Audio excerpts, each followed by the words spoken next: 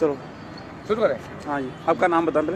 मेरा नाम राम नारायण कुररिया, मैं अखिल भारतीय किसान सभा का मध्य प्रदेश का राज्य अध्यक्ष हूँ। हाँ जी, और ये आप ना जरा हमारे जो कृषि जो अपने किसान भाई हैं उनको अभी तक इस कानून के बारे में मुझे पता नहीं है डिटेल में, आप जरा इनको डिटेल में समझाइए। ये जो किसानों का जो आंदोलन चल रहा है जिसमें 500 से ज़्यादा किसान संगठन हैं, इनका मुख्य मांग ये है कि केंद्र सरकार के द्वारा इस देश का किसान, इस देश का खेत और हमारे देश की आज़ादी को बर्बाद करने के लिए अडानी अंबानी के पक्ष में केंद्र सरकार ये तीनों काले कानून लेकर के आई है। कानून जो पहला बिंदु जो है जिसको ये कहते हैं कृषि उपज व्यापार वाणिज्य अधिनियम 2020, इस कानून का आशय ये है कि हमारे देश के अंदर जो मंडी व्यवस्था थी, मंडी व्यवस्था को चौपट करने के लिए सरकार सरकारी मंडियों के समानांतर प्राइवेट मंडियों को खाद्यान्न खरीदने की इजाजत दे रही है। मंडी कानून में सरकार ने संशोधन कर दिया। ये जो कानून बना है, इस कानून में कहीं पे भी ये प्रावधान नहीं है कि किसानों के समर्थन मूल्य पे खरीदने की कहीं किसी तरह की गारंटी नहीं है। और इसका आशय हुआ कि अडानी अंबानी जैसे जो व्यापारी और औद्योगिक घराने जो हैं, ये मनमानी दरों पे किसानों की फसलों को खरीदेंगे, सस्ती दरों पे खरीदेंगे, अपनी गोदामों के अंदर जाम करेंगे और उसके बाद जब किसानों के घरों से फसलें खत्म हो जाएंगी उसके बाद बाजार में मनचाही कीमतों पर इसको बेचेंगे।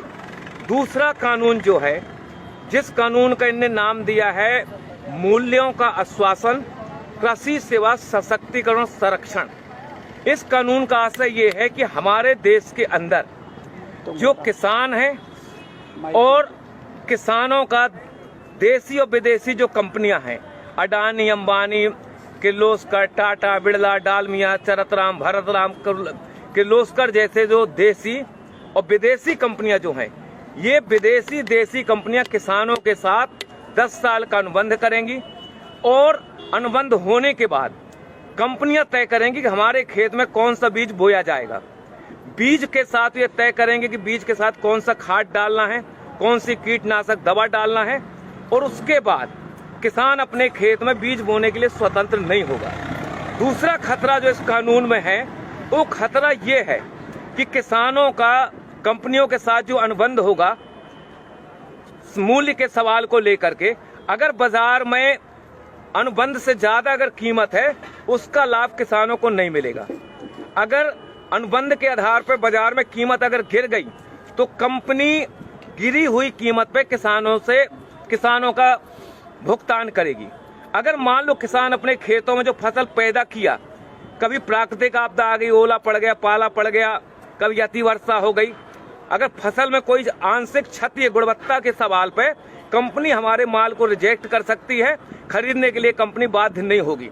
इसमें सबसे खतरनाक पहलू जो है, पहलू ये है कि अगर कंपनी हमारा अनाज नहीं खरीद रही है, रिजेक्ट कर रही है, अगर किसान दोबारा उस अनाज को दूसरों को अगर बेचना चाहे तो इस कानून में प्रावधान है कि आप इस समझौते का उल्लंघन करके दूसरे को आप नहीं बेच सकते हैं। इस कानून में सबसे खतरनाक पहलू जो है कि ये न्यायालयीन प्रक्रिया से बाहर कर दिया गया है। एसडीएम कलेक्टर जो है इसका निराकरण करेगा, केंद्र सरकार का प्रतिनिधि निराकरण करेगा। कंपनी और किसानों के बीच में अगर कहीं पे कोई विवाद होता है तो इसमें हाई कोर्ट, सुप्रीम कोर्ट जाने के किसानों को अधिकार नहीं दिए गए हैं। और हम और आप ये जानते हैं कि एसडीएम और कलेक्टर जो है ये राज्य और केंद्र सरकार के प्रतिनिधि होंगे। कंपनी के बड़े बड़े वकील पैरवी करेंगे और किसान के पास इतनी ताकत नहीं, इतना पैसा नहीं है कि उन वकीलों का मुकाबला कर सके और आखिरी में किसान के खिलाफ ही फैसला होगा। इसलिए ये कानून ठेका खेती वाला जो कानून है, खतरनाक कानून है। इस कानून से हमारे देश की खाद्यान्न सुरक्षा खतरे में पड़ेगी। हमारे कंपनियों को अगर ये लगता है कि दुनिया के देशों में कौन सी चीज की जरूरत है, अगर उनको लगता है कि रतन जोत पैदा करना है, उनको लगता है मशरूम की खेती करना है, तो आज हमारे देश का किसान अपने खेतों में जो धान पैदा कर रहा है, गेहूं पैदा कर रहा है, कंपनी उनको मजबूर करेंगी रतन जोत और मशरूम की खेती करने के लिए, क्योंकि बीज वो देंगी। हम लोगों ने देखा हिंदुस्तान के जब ईस्ट इंडिया कंपनी का कब्जा था। ये जो बंगाल था, जब हिंदुस्तान और पाकिस्तान नहीं बना था, बांग्लादेश नहीं बना था, उस समय ईस्ट इंडिया कंपनी ने वहां के किसानों को बाध्य किया था नील खेती करने के लिए। और जब नील खेती किसानों ने की, जमीनें उनकी बंजर हुई, उर्वरक शक्ति खत्म हुई और हमारे देश में आजादी के पहले 1 करोड़ से ज्यादा हिंदुस्तान का नागरिक मारा गया था भूख की वजह से। तीसरा कानून जो है, तीसरा कानून का नाम यह है कि अति आवश्यक वस्तु अधिनियम 2020 संशोधन कर दिया। इस कभी तक हमारे देश का जो कानून था, उस कानून में प्रावधान ये था कि हमारे देश का व्यापारी, हमारे देश का औद्योगिक घराना एक सीमा से ज्यादा अपनी दुकानों के अंदर किसी भी वस्तु को अधिक समय तक जाम नहीं कर सकता था। इसमें कानून बना हुआ था। अब सरकार ने फैसला किया है, हिंदुस्तान के खेत में जो हम पैदा करते हैं, गेहूं, चना, अलसी, मसूर, बटरी, दलहन, तिलहन, शक्कर और सब्जी और फल, इनको आवश्यक वस्तु अधिनियम की परिधि से बाहर कर दिया गया है। व्यापारियों को खुली इजाजत दे दी गई है, जितना चाहो आप खरीद लो, खरीदने के बाद अपनी गोदामों में ताला डाल दो, बाजार के अंदर संकट पैदा कर दो, बाजार के अंदर हाहाकार मच जाए, रोटी के लिए जनता तरसने लगेगी। उसके बाद ये मनचाही कीमतों पे गोदाम के माल को बाहर निकालेंगे और मनचाही कीमतों पे हमारे देश के अंदर जमाखोरी, मुनाफाखोरी बढ़ेगी। इसलिए ये कानून हिंदुस्तान के किसानों के भर पक्ष में नहीं है, ये कानून इस देश की जनता के पक्ष में भी नहीं है।